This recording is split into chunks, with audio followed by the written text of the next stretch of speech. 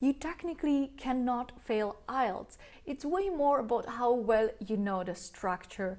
In today's video, I would like to talk about the preparation for the language test IELTS. I have done both tests, Cambridge and IELTS, and I recommend doing IELTS instead of Cambridge. And here's why. Even though the Cambridge test might be a little bit cheaper, depends where you do it and when. Even though the Cambridge test might be a little bit cheaper, depends where you do it and when. The approximate cost of IELTS is €230 and the Cambridge might be around 200. Yes, I know it's quite a lot of money, but anyway, you have to pay it if you want to apply for the program. But I will tell you that IELTS I prefer much more because you technically cannot fail IELTS because there is only one IELTS test. And depending how high you score in the IELTS, then you will get the certificate. If you're unable to accomplish all the tasks and all the parts like reading or listening, writing or speaking, then you will probably get like a A2 or B1 level. But if you're going to score high, you're going to accomplish nearly everything, then you're going to reach the C1 or B2 or C2. C1 is usually the required level for master students at a university, so you need to C1 level anyway. Be careful, there are 2 different or 3 different types of IELTS. Make sure that you're going to apply and make the one you really need, because sometimes there is a general test and sometimes there is the academic version. You need the academic version if you're going to apply for university. It's very important to know what is the score you're aiming to, but usually if you're going to apply for Erasmus Mundus, the minimum is the band 7. I really recommend aiming for 8. Make sure that you're not going to get less than those 7, even though if you received 9 in speaking and reading and then you receive 5 in the other sections, then you cannot apply. You need to usually have minimum 6.5 or 7 in all of the sections, so aim for the C1 level at least. If you're going to fail Cambridge test, if you're going to apply for a C1 Cambridge test, you're going to fail it and there is no refund, no discount for a further test. You just failed and you have nothing. Whereas with IELTS, at least you have some paper which you can show somewhere.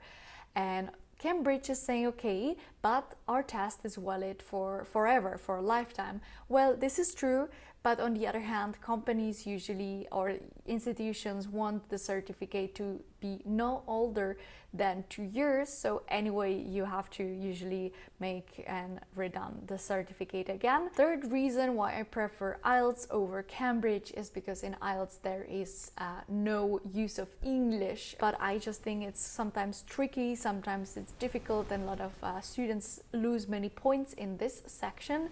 And this section is very British English oriented, and yes, we all do learn the British English, but I think it's just not necessary to make your life more complicated and having the risk of failing such test and losing your own money.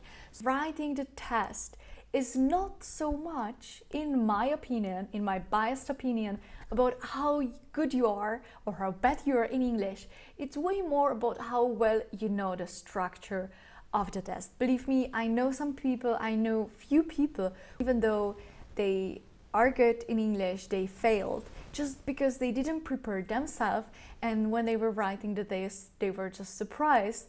Oh, there is an audio I hear just one time and I have no chance to hear it again. So the test, in my opinion, if you already have some English, then they're more about how well you are going to fulfill the requirements of the test. So don't be worried. Sometimes we think that the tests are more difficult than they actually are. There is no one general rule on how much time you need for the preparation.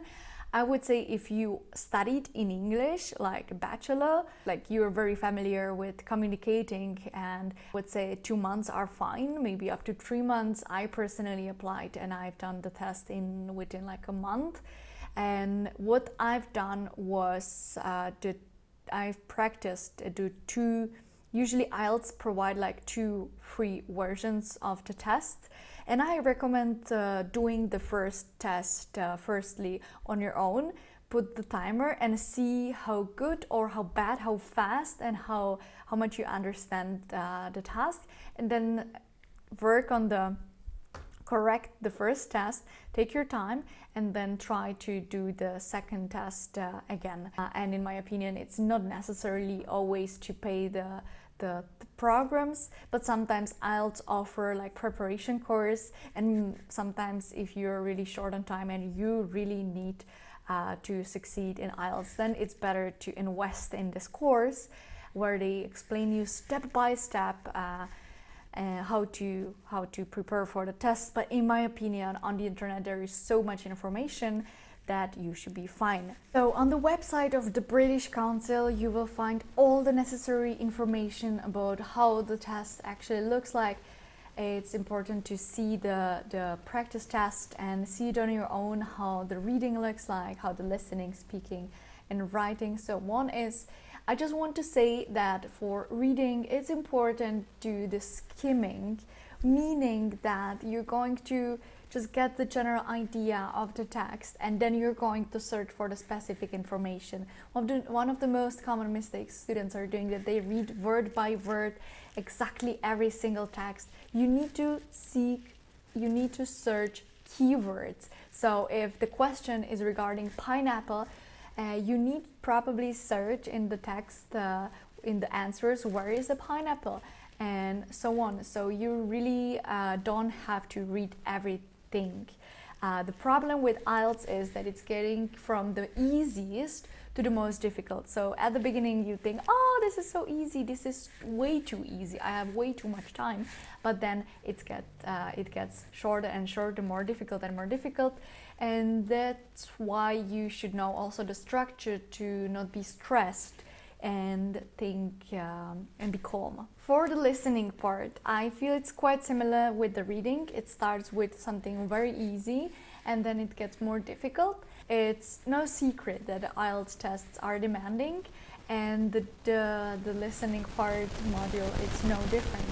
And you will have to provide answers to 40 questions throughout 4 recordings, and the recordings are played only once. And in my opinion, sometimes students get stressed and they're like, oh no, I missed one answer, and they keep thinking about what was the previous answer while they are losing 3 more. So if you're going to miss something, it's no problem, but just try to focus on exactly what you hear at that moment. The speaking part is divided into 3 parts, and the first 5 minutes it's reserved just for the basic introduction, general topics between the test taker and the examiner. The second part assesses the test taker's ability to speak about some topic you're going to pick on, which you're going to get on a card.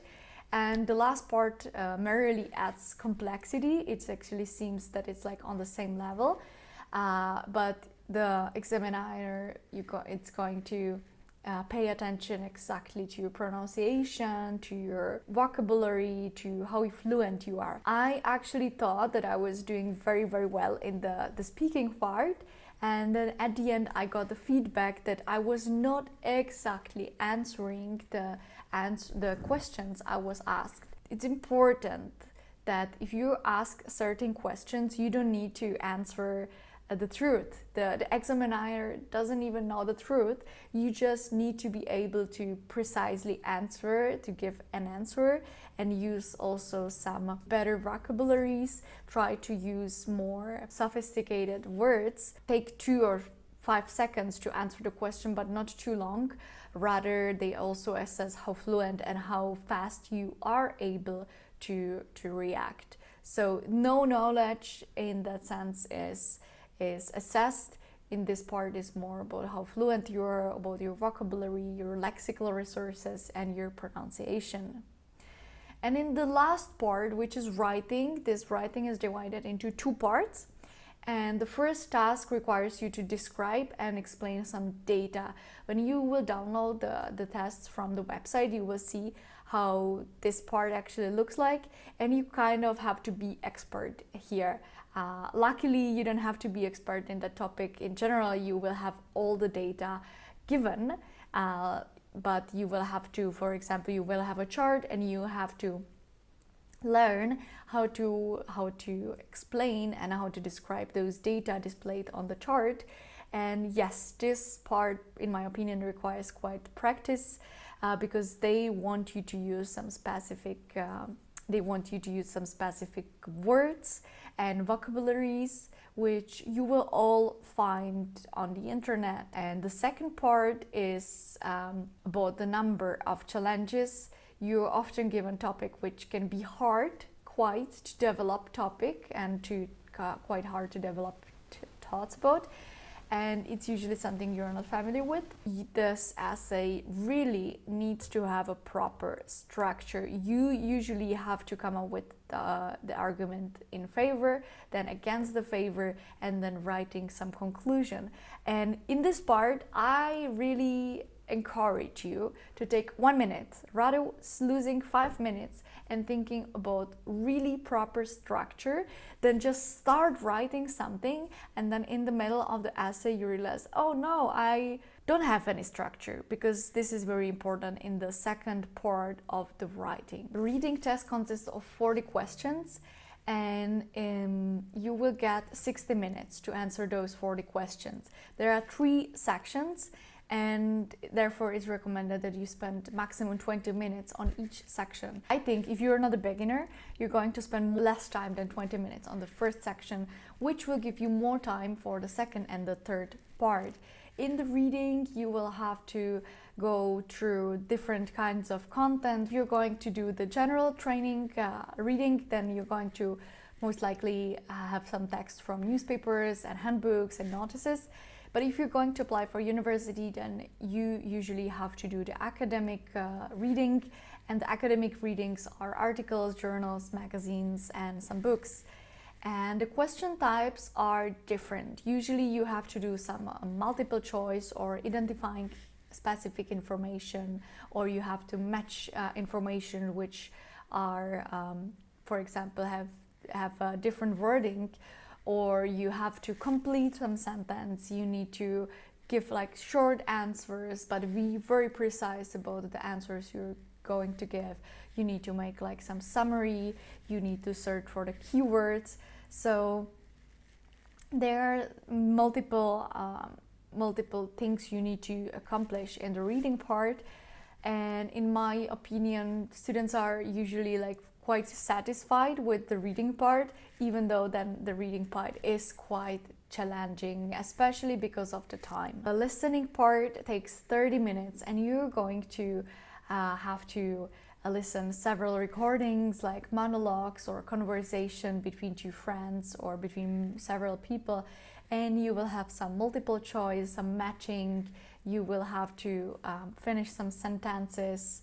You will have to make some summary. All the information I am reading are actually from the IELTS website.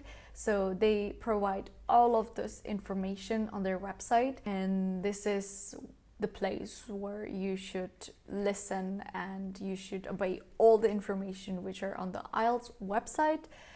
However, I believe that if you're going to first see how the test looks like on your own, then you're going to get some clear idea about what it's actually required from you.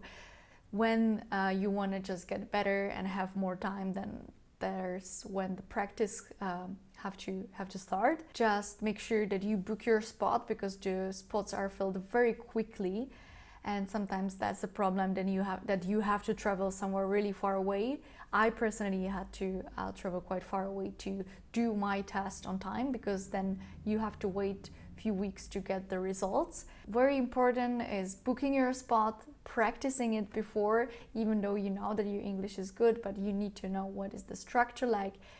And if you're weak in something and you are aware of it, like writing against my weak point, for example, then really practice it and write few essays on your own. Give it to some of your friends or someone from your school to correct it, just that you're a little bit used to do such activity. I also recommend before taking the test, sleep well, don't stress, don't go party before the test. And also one of my recommendation is do not study on the last night. Maybe go for a walk, meet up with friends, but don't stress about the test the night before. Just get good sleep, and this is going to be a long day when you're writing the test. So save your body for that.